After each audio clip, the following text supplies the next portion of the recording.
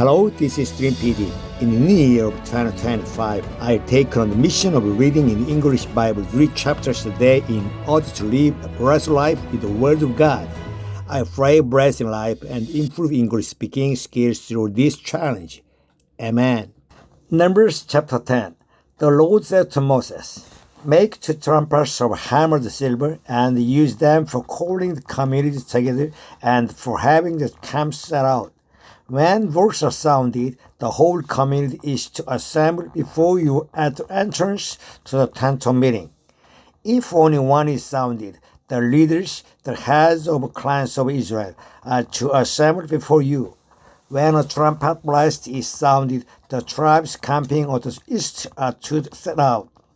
At the sounding of the second blast, the camps on the south are to set out. The blast will be the signal for setting out. Together the assembly blow the trumpets, but now is the signal for setting out. The sons of Aaron, the priests, are to blow the trumpets. This is to be a lasting ordinance for you and the generation to come. When you go into battle in your own land against an enemy who is upsprang you, sound the blast on the trumpets. Then you will be remembered by the Lord your God and rescued from your enemies.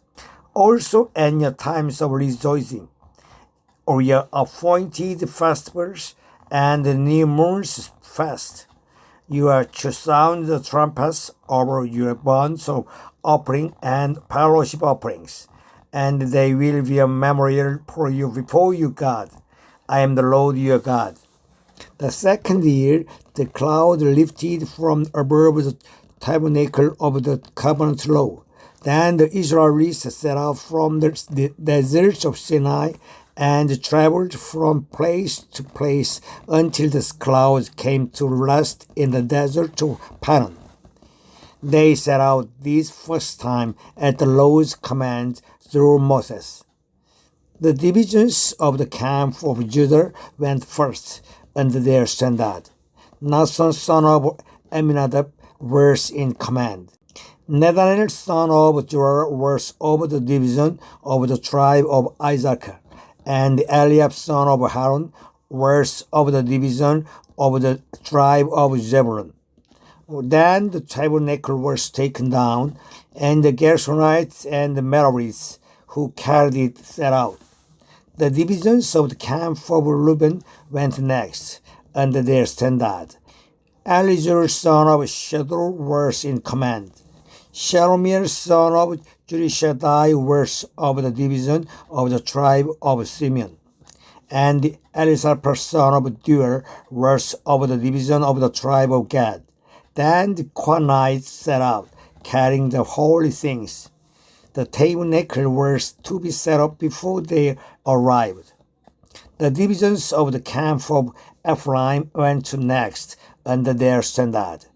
Elisama son of Amihud was in command. Gamaliel son of Pedahzur was of the division of the tribe of Manasseh. And Abidan son of Gideon was of the division of the tribe of Benjamin. Finally, as the rear guard for all the units, the divisions of the camp of Dan set out under their standard. Azar son of Ammishaddai was in command. Pagiel son of Okran was of the division of the tribe of Asher, and Ahira son of Anan was of the division of the tribe of Naphtali. This was the order of march for the Israelite divisions as they set out. Now Moses said to Hobab son of Reuel the Midianite, Moses' father-in-law, "We are setting out for the place about which the Lord said, 'I will give it to you.' Come with us, and we will treat you well, for the Lord has promised good things to Israel." He answered, "No, I will not go. I am going back to my own land and my own people." But Moses said, "Please do not leave us. You know where we should camp in the wilderness, and you can be ours. If you come with us, we will share with you whatever good things the Lord gives us. So they set out from the mountain of the Lord and traveled for 3 days. The ark of the covenant of the Lord went before them during those 3 days to find them a place to rest. The cloud of the Lord was over them by day when they set out from the camp. Whenever the ark set out, Moses said, "Rise up, Lord, may your enemies be scattered, may your foes flee before you." Whenever it came to rest, he said, "Return, Lord, to the countless thousands of Israel." Chapter 11. Now the people complained about their hardship in their hearing of the Lord, and when he heard them, his anger was aroused. Then fire from the Lord burned among them and consumed some of the outskirts of the camp. When the people cried out to Moses, he prayed to the Lord, and the fire died down. So that place was called Terror, because fire from the Lord had burned among them. The rebels then began to crave other food, and again the Israelites started wailing and said, "If only we had meat to eat. We'll remember the fish we ate in Egypt, not gold cost. Also the cucumbers, melons, leeks, onions, and garlic. But now we have lost our appetite. We never see anything but this manna." The manna was like coriander seed and looked like resin. The people went around gathering it, and then ground it in a hand mill or crushed it in a mortar. They cooked it in a pot or made it into loaves, and it tasted like something made with olive oil. When the dew settled on the camp at night, the manna also came down. Moses heard the people of every family wailing at the entrance to their tents. The Lord became exceedingly angry, and Moses was troubled. He asked the Lord, "Why have you brought this trouble on your servants? What have I done to displease you that you put the burden of all these people on me? Need I conceive all these people? Need I give them birth? Why do you tell me to carry them in my arms, as a nurse carries an infant to the land you promised on oath to their ancestors? Where can I get meat for all these peoples? They keep wailing to me, 'Give us meat to eat.' I cannot carry all these people by myself. The burden is too heavy for me. If this is how you are going to treat me, please go away and kill me, if I have found favor in your eyes, and do not let me face my own me." The Lord said to Moses, "Bring me 70 of Israel's elders, who are known to you as leaders and officers among the people. Have them come to the tent of meeting, that they may stand there with you. I will come down and speak with you there, and I will take some of the fowl of the spirits that is on your and put it on them. They will share the burden of the people with you, so that you will not have to carry it alone. Tell the people, 'Consecrate yourselves in preparation for tomorrow, when you will eat meat.' The Lord heard you when you wailed, 'If only we had meat to eat. We were better off in Egypt.' Now the Lord will give you meat, and you will eat it. We will not eat it for just 1 day, or 2 days, or 5, 10, or 20 days, but for a whole month, until it comes out of your nostrils, and you lose it, because you have rejected the Lord who is among you, and have wailed before him, saying, 'Why did we ever leave Egypt?' But Moses said, 'Here I am among 600,000 men on foot, and you say, I'll give them meat to eat for a while months. Would they have enough if flocks and herds were slaughtered for them? Would they have enough if all the fish in the sea were caught for them? The Lord answered Moses, Is the Lord's arm too short? Now you will see whether or not what I say will come true for you. So Moses went out and told the people what the Lord had said. He brought together 70 of their elders and had them stand around the tent. Then the Lord came down in the clouds and spoke with him.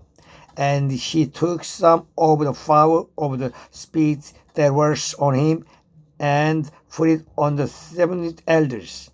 When the spirits rested on them, they prophesied but did not do so again. However, 2 men whose names were Eldad and Medad has remained in the camp. They were listed among the elders, but did not go out to the tent.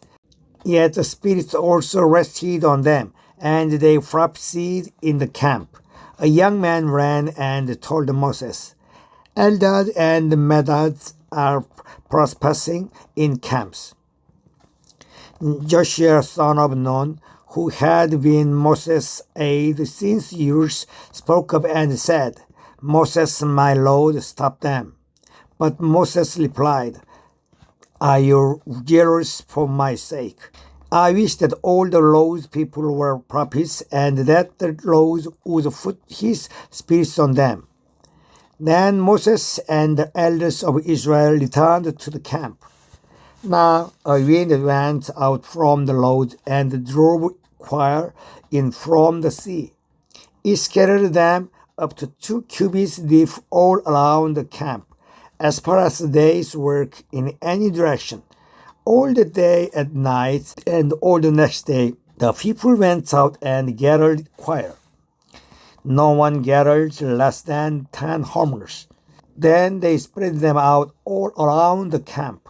But while the meat were still between their teeth and before it could be consumed, the anger of the Lord burned against the people, and he struck them with a severe plague. Therefore the place was named Kibroth Hattaavah, because there they buried the people who had carved other good food. From Kibroth Hattaavah, the people traveled to Hazeroth and stayed there. Chapter 12. Miriam and Aaron began to talk against Moses because of his Cushite wife, for he had married Cushite. Has the Lord spoken only through Moses? They asked. Hasn't he also spoken through us? And the Lord heard this. Now Moses was a very humble man, more humble than anyone else on the face of the earth. At once the Lord said to Moses, Aaron and Miriam, Come out to the tent of meeting, all 3 of you. So the 3 of them went out. Then the Lord came down in pillar of clouds. He stood at the entrance to the tent and summoned Aaron and Miriam. When the 2 of them stepped forward, he said, Listen to my words. When there is a prophet among you, I, the Lord, reveal myself to them in visions. I speak to them in dreams. But this is not true of my servant Moses. He is faithful in all my house. With him I speak face to face, clearly and not in riddles. He sees the form of the Lord. Why then were you not afraid to speak against my servant Moses? The anger of the Lord burned against them, and he left them. When the cloud lifted from the above the tent, Miriam's skin was leprous. It became as white as snow. Aaron turned towards her and saw that she had the defiling skin disease. And he said to Moses, Please, my Lord, I ask you not to hold against us the sin we have so foolishly committed. Do not let her be like a stillborn infant coming from its mother's womb with its flesh half eaten away. So Moses cried out to the Lord, Please, God, heal her. The Lord replied to Moses, If her father had spit her in her face, would she not have been in disgrace for 7 days? Confine her outside the camp for 7 days. After that she can be brought back. So Miriam was confined outside the camp for 7 days, and the people did not move on till she was brought back. After that the people left Hazeroth and encamped in the deserts of Paran.